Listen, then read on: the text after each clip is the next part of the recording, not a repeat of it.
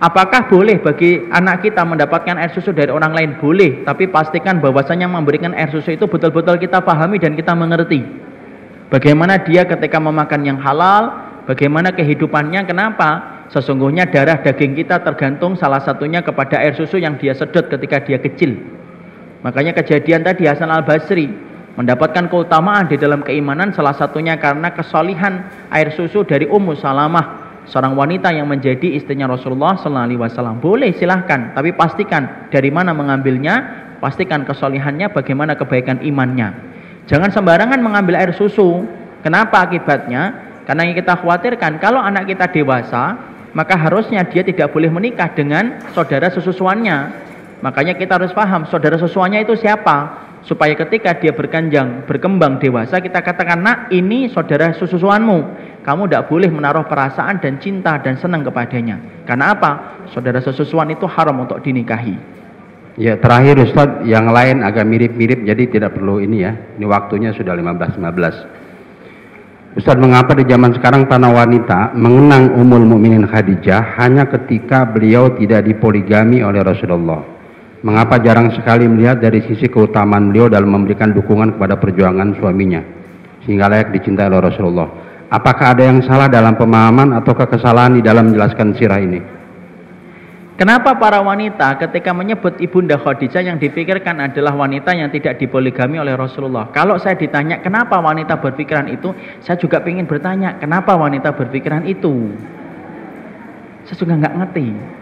Tapi yang jelas bahwasanya Ibunda Khadijah itu keutamanya besar, Ibu.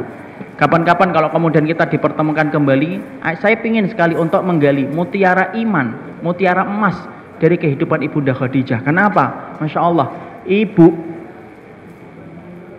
kalau kemudian kita ibaratnya melihat kepada hatinya Nabi, maka kita pasti akan dapati bahwasanya hatinya Nabi itu begitu besar cintanya kepada Ibunda Khadijah.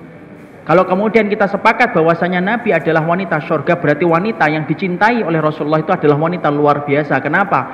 Yang mencintainya adalah laki-laki surga.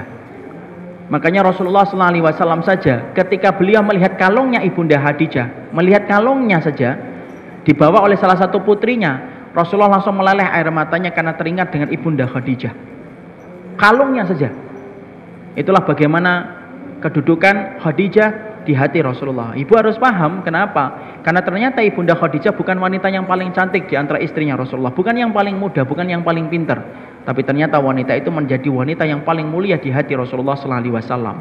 Pengen menjadi mulia di hati suaminya, pelajari sirahnya Ibunda Khadijah radhiyallahu anha. Saya kira ini yang dapat kita sampaikan dalam pertemuan kali ini. Semoga Allah memberikan kebaikan dan keberkahan atas apa yang kita pelajari. Kita hari ini belajar tentang perkara besar, hutang besar Islam kepada kaum muslimin, hutang besar kaum muslimin kepada kaum wanita, bagaimana luar biasanya Islam ketika ditopang para wanita-wanita yang salihah.